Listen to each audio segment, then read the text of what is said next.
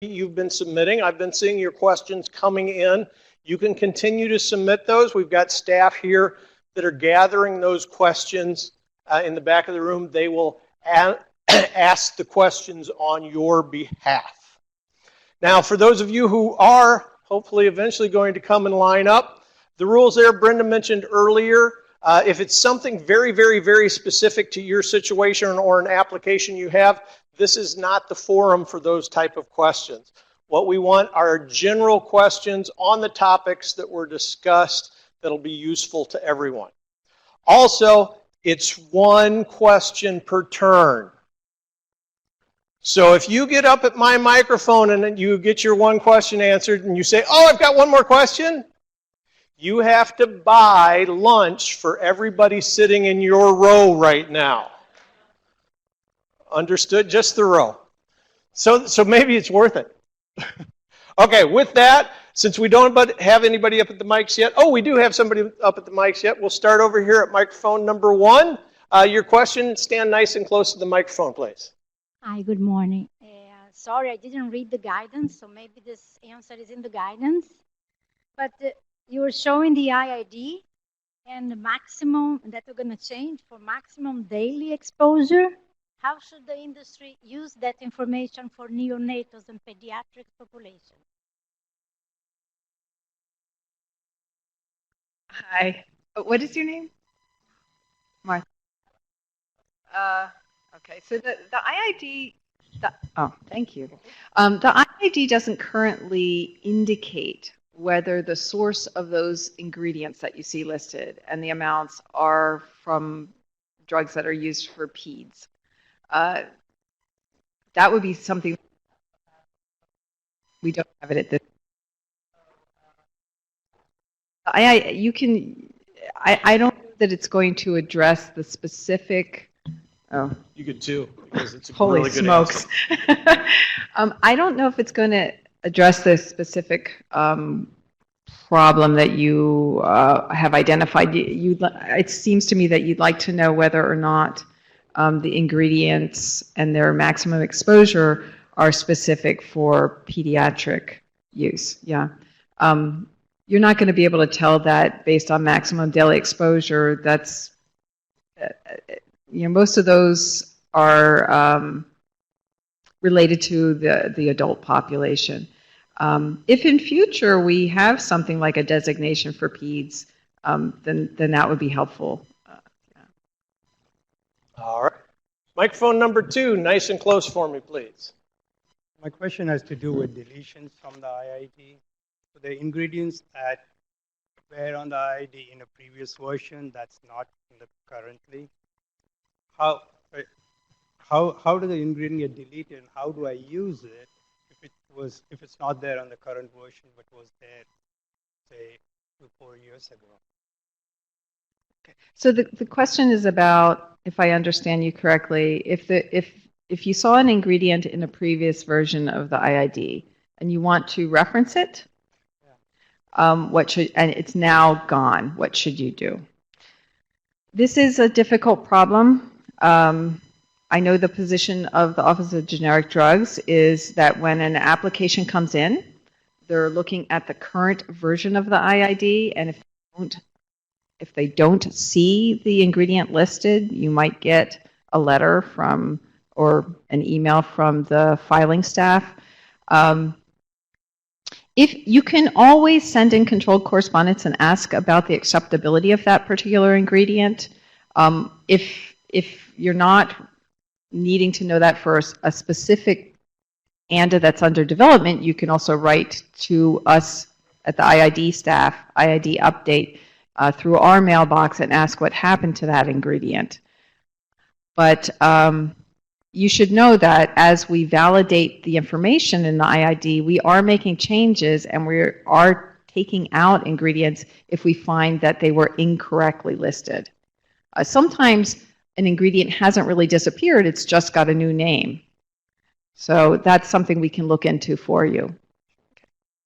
Can I ask a follow-up, or do I have to buy lunch? You would have to buy lunch. So let me take an online. If nobody else comes up to this microphone, you'll have another chance then. But let me go ahead and get an online question if I could, please. Here's an online question. Can an applicant request additional product development meetings for a product in the same year?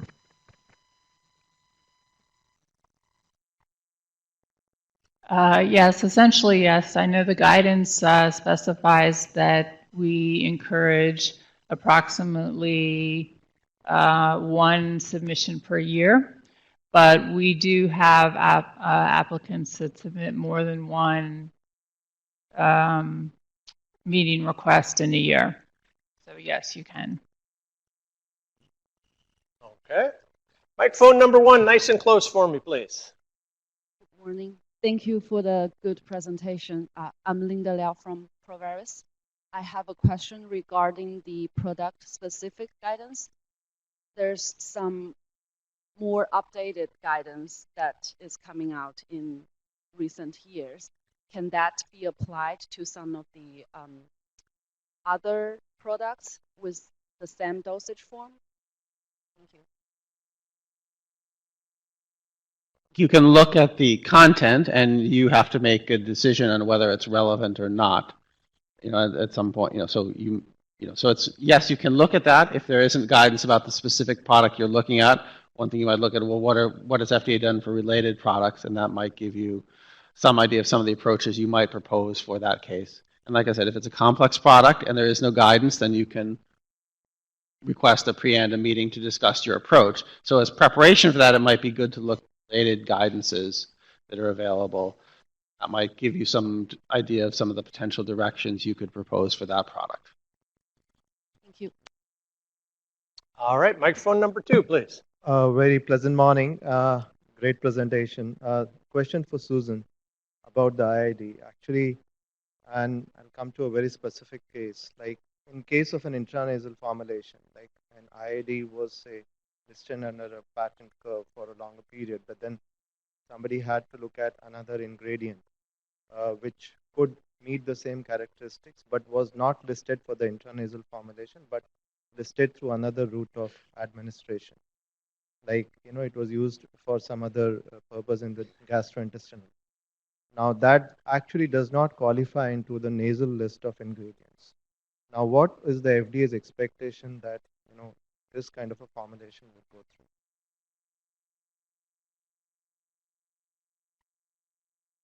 I'm not quite sure what the question is. Are you saying that if you had to switch the ingredient which was used because of a patent issue in a particular formulation of an innovator, we had to use another ingredient which helps to meet the same characterization of the formulation. Okay. But that was used for a gastrointestinal or some other route of delivery. And the IID limits are defined differently for the gastro, but not defined for the intranasal. Okay, I think your question is, if in the IID you see an ingredient listed for one route of administration, can you use that ingredient in your ANDA for another route of administration? I think you'd have to give a justification for that. And I would say before sending in your ANDA through controlled correspondence, because that's really a clinical call, and that would probably be consulted to our Division of Clinical Review to make sure that that would be acceptable. Okay, let's go ahead and take an online question, please. If a specific PSG that is on the FDA list for planned new PSGs for complex generic drug products, but was not released at the first upcoming quarterly update, will it be released for the next PSG batch? Read the website that describes the upcoming guidances. Those are guidances that FDA expects to post within the next year. So that's what we've said. So it's not the next batch. It's not the next batch after that. It's things we expect to post within the next year, not 1 year from when it's posted, but within the next year. That's the level of information and commitment that you can interpret from that. Okay, microphone number 1, nice and close for me, please. Hi, good morning. Thank you for such a good presentation on pre-development ANDA meeting. my question is, when an applicant receives the meeting answers or answers to the questions 5 days before the meeting, and meanwhile, if we procure new data, it is recommended that we don't provide new information in the meeting package or new meeting agenda. But if the new information is going to help to get answers out of the meeting, can we communicate with somebody at OGD or somebody to include that in new information?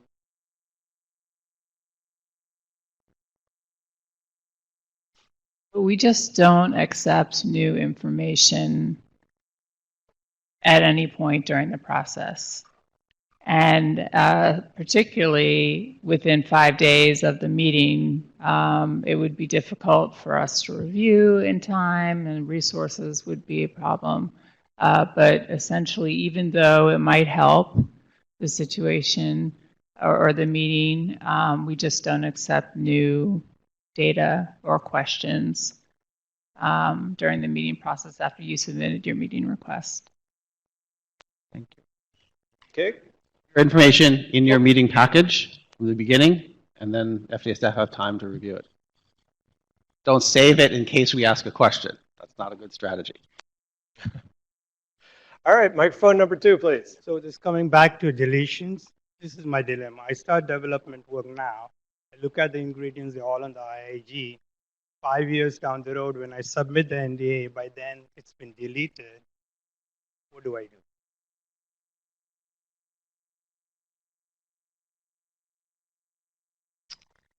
You can send us controlled correspondence and ask about the quality of that ingredient. It's hard for me to know without ingredient in question to know whether or not. Yeah, 2 in a row. Yeah, I know. Maybe it's. But would before submitting the ANDA and referring to a 5-year-old IID, I would either write to our mailbox, find out if maybe the ingredient name has changed, or why the ingredient was removed from the IID, or send in controlled correspondence if you're already developing the product. Ask if that ingredient and its level would be acceptable. Thank you. Okay, online question, please. Can I request a pre-submission meeting if I did not have a prior product development meeting? If you've had a prior product development meeting, the FDA will most likely grant a pre-submission meeting. But if you have not, then we may grant that meeting if we think that it will significantly improve the review efficiency of your ANDA. Okay, microphone number 1, nice and close, please. Hi. If we identified a excipient in the IRD which has a different grade that's listed in the label, and also it happens that in the ID database the maximum was not exceeded by the labeled excipient, but if we think the correct grade actually it exceeds the limit. So does this belong to a controlled correspondence communication or a pre-ANDA meeting? I'm assuming from your question that you're talking about a product that you're trying to match what they call Q1, Q2. Okay, so if you're trying to match Q1, Q2 and you're concerned about whether or not the grade that you're proposing is matches the grade of the excipient used by the RLD based on what's in the labeling, I would suggest you send controlled correspondence in for that. Yeah, what goes into a product label is the USP name. That's what you see in the description part on the label. That might not reveal the grade. Sometimes the grade is not important depending on what the ingredient is. So I would encourage you to send in controlled correspondence for that type of question. In this case, the grade is clearly indicated in the label. And you want to propose a different grade. Again, I would send that through controlled correspondence because sometimes the grade matters to OGD and sometimes it doesn't. Okay, microphone number 2, please. I have a quick question. Nice and close for me, please. I have a quick question with regard to the submitting a pre-submission package. If it's been determined to be incomplete and we need to submit more data, there's always that balance between R&D wanting to get the question out there and waiting for the data. Would we go back to the end of the queue? Or would there be a quicker turnaround if we were to go back and submit any missing information?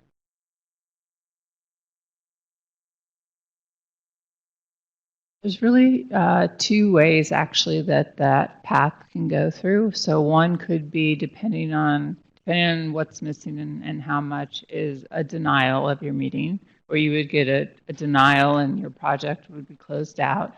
The other is if it's something smaller, for lack of a better term, we would accept your meeting and send you an information request soon after you got your grant letter, and ask you for that missing data if it was obvious what was missing.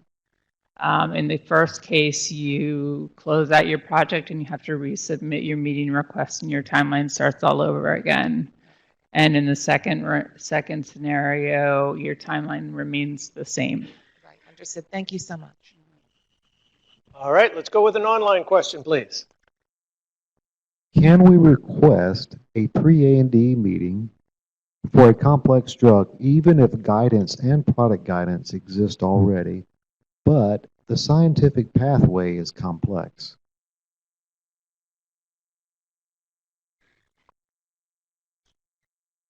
So yes, you can certainly request a meeting even though the PSG exists, and it really would depend on the complexity of your questions, what they are about, whether we would grant the meeting or not. It wouldn't be an automatic no. You to make it clear why you want to have the meeting. What is so complicated that you want clarity on? That makes it clear to the FDA staff what would be the value of granting that meeting. Okay. Microphone number 1, stand nice and close for me, please. Hi, good morning, and thank you. My question is regarding the IAD level. So in such a case, like one ingredient can be instantly converted to another one in the product or compounding process. So in the IID, is that okay to follow the maximum level of either one of them in terms of safety, actually? If I understand you correctly, so you're saying that an excipient is formed in vivo? No, in the compounding process. During the compounding. Manufacturing process. Let's see, like a sodium metabisulfite can be instantly converted to sodium bisulfite in water. So yeah, 2 ingredients will be listed in IID. Yeah. Is that acceptable to follow the highest level?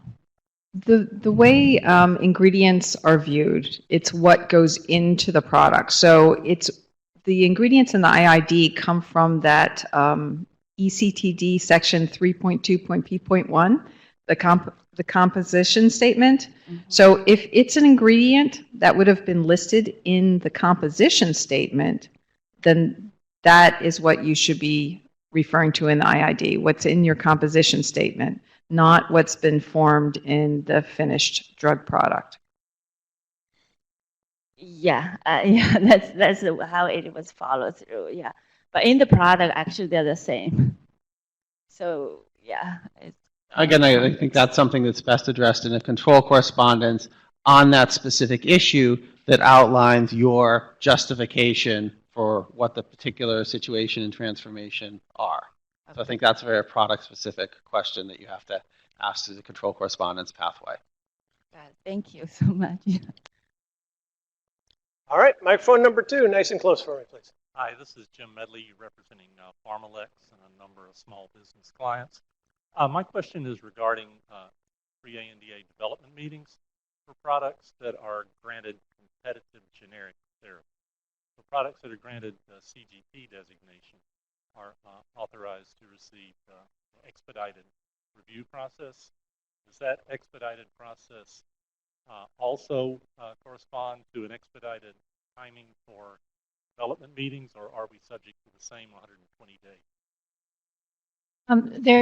It does not allow for an expedited meeting review process. It would be the same as under CDER. So the number of days are different for. No, it's the same. Oh, I apologize. Yeah, it's the same. Well, thank you. Online question, please. When the IID limit is not identified for the specific route of administration, how should we proceed?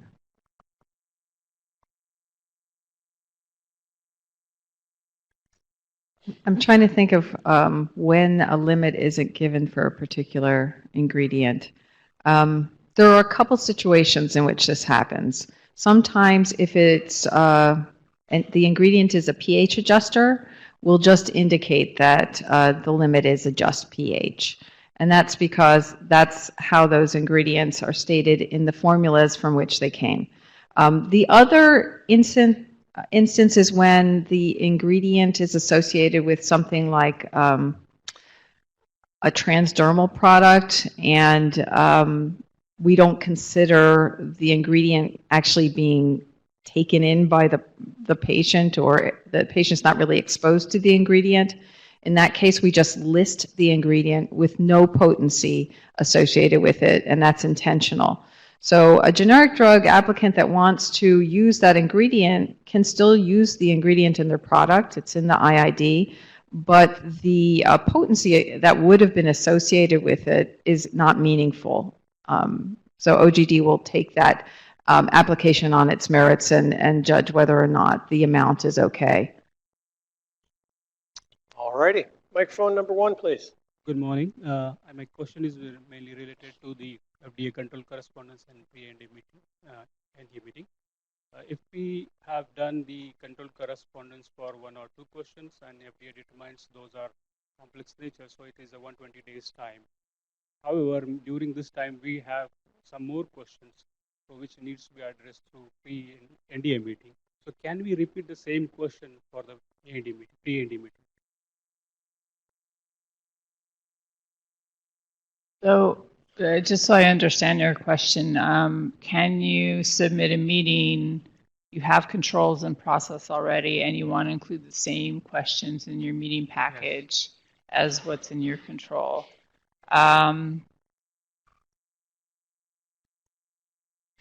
Unless I'm doing math wrong, right, you'll never get a faster answer through the meeting process than the control process. So if you have a control in with FDA and then you submit a meeting, that meeting will never pass your control. So don't do that. It doesn't make any sense. You'll get the faster answer through the control correspondence process. So the control correspondence process is faster or as fast as the meeting process. So if you can use that and you want a faster answer, you should use the control correspondence process. If you have something that's complex and needs multidisciplinary discussion and then you use the meeting process. So that's part of, as mentioned in the slides, when should you use a control correspondence in a meeting? But, so don't send in the same question in 2 different routes. We don't like that. So I'm just curious why you would want to do that. And it doesn't make any sense in that case either. Yeah, especially like we have for a bio study where we are waiting for the control correspondence response. However, we have not received because it's 120 days. And meanwhile, we have some more questions on complex injectable or complex product. So that will make sense if we make a complete package including the same question. I see. No, yeah, you can keep your control correspondence separate, and then you can still submit a meeting package with the remainder of your questions if they constitute enough for a meeting, if you feel they. Thank you. All right, microphone number 2. Good morning. I'm Xiamin Zhang from Lupin Pharmaceuticals. Thank you very much for all the presentation this morning. I have a question for Susan Susan Zhuk, sorry. Imagine if you have a formulation which has already been proven to be Q1, Q2 the same as a reference product. Do we still need to calculate the maximum daily exposure for each excipient?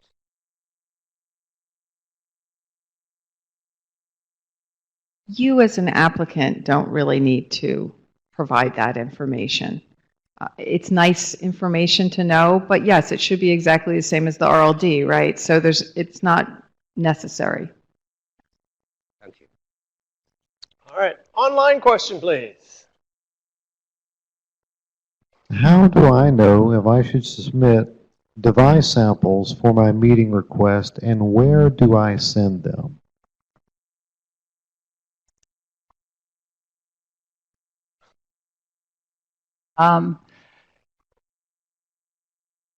It's a little bit subjective. So if you have a complicated device, then you might as well, you're better off just sending those in with your meeting package also don't forget to send in the reference product also. So you send in test and reference. If you're unsure or you don't send in, we will send you an IR if we want to see those device samples pretty quickly after we grant your meeting. And you would send those to me. I don't have my address up here, sorry. It's been me for like 7 years. So. Send an email to the pre-ANDA help mailbox, and they will give you the appropriate address. Yeah. Thank you, Rob. All right, microphone number 1, please. All right, good morning. Thank you for the presentation. I have a question regarding the pre-review cycle meeting. So is the agenda purely determined by FDA? Like say if the industry feel there is a critical questions we want to address, can we ask for more of clarification during the meeting?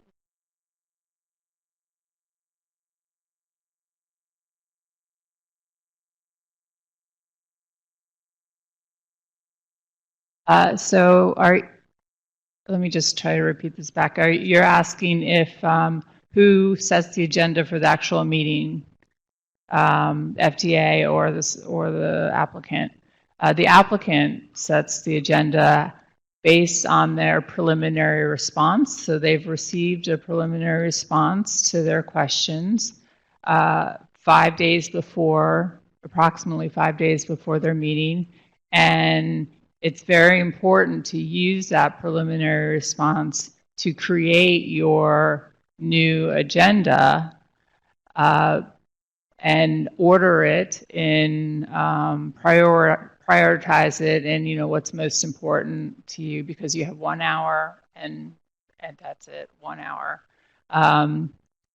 And so you set the agenda. On the mid-cycle meeting, correct? Yeah, so the mid-cycle meeting, so the mid-cycle meeting you won't get the 5 days before, but before the mid-cycle meeting, you should get your mid-cycle updates from the ANDA review process. So you should look at the comments that you've gotten from the review divisions in terms of what you want to spend the time at the meeting on. So you should have gotten the preliminary review, the mid-cycle review comments before the meeting.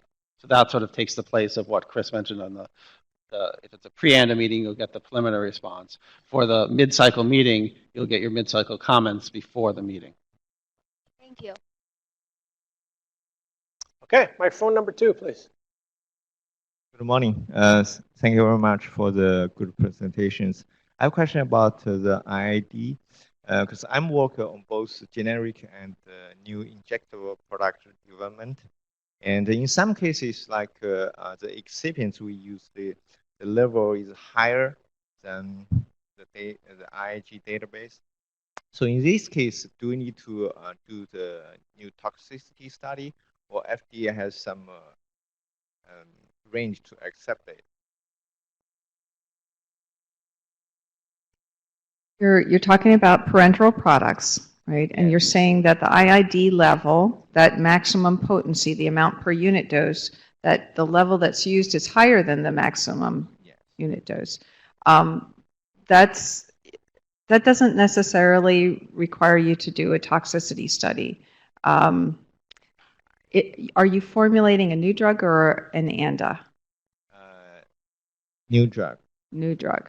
Well, in that case, the answer is probably yes. But for a new drug application, you can meet with the division that's going to receive the application. You can ask those questions. Yeah. If it's new drug, it's uncharted territory, then yes, you need to prove the safety. How about it's in the GRAS list? You're talking about an ingredient that would be considered generally recognized as safe. I would still have that conversation with the division that you're going to submit the application to make sure that the toxicologists are on board with your proposal. Thank you.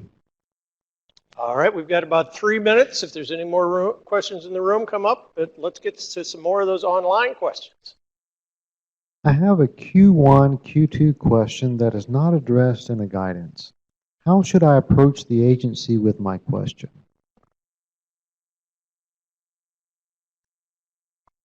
You should send in a control correspondence. I love it when those questions are that easy. Another one, Ray.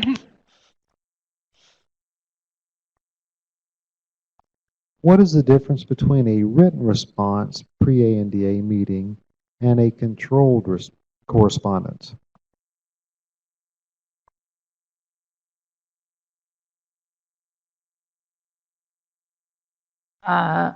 What is the difference between, so you'll get a response either way. It's really about what the question was.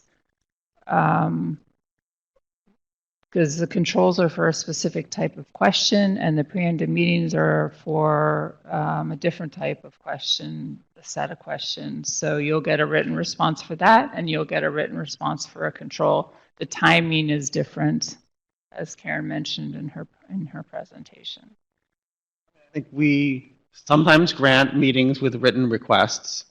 Generally, we prefer, if the question is a multidisciplinary question in some way that requires input from a lot of different groups, we prefer to internally run our meeting process on that because it's set up to gain broader input into the written response, the response that's generated at the end.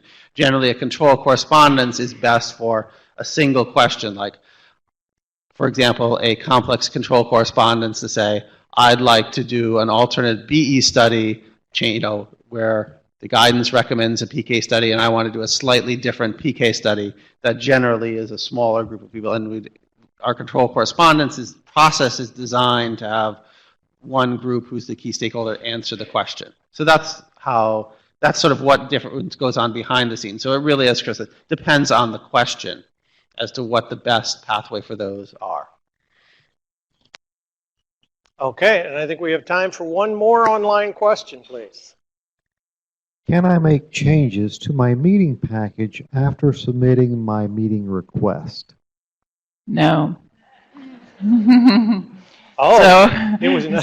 Sorry, I was just trying to be funny, but actually the answer is no. We do not accept, generally, we do not accept any changes to your meeting package once it's been submitted. There are very few exceptions. If there is an obvious error or something like that, you can contact the project manager and speak to them about it and see if it's possible to correct something. But in general, we don't accept new meeting packages. We'll ask for information requests if we need additional information. But we really want you to have the questions that you're asking in your meeting package be the questions that you want to ask. So we really don't want you to come in, in the middle of the review process and say, well, now I have a different question, right? So it's really important to get the questions correct and the initial data package complete. So the things that we are allowed to add are if we do send information requests for additional information at our discretion. If you leave out information, we may not grant the meeting at the beginning. So let me just give you an example of a recent example that happened this week. A firm submitted a meeting package, and in one of their calculations, they left out one number. And so we did allow them to correct that one number. But that would be like the threshold. I mean, you know, we wouldn't allow much more changes than that, but you can talk to your project manager once. Okay, and that is all the time that we have for questions for this panel. Please help me thank our panelists for coming up and responding. We are moving into our first break, so just a bit of housekeeping. If you're in search of caffeine, the quickest location is down the escalator on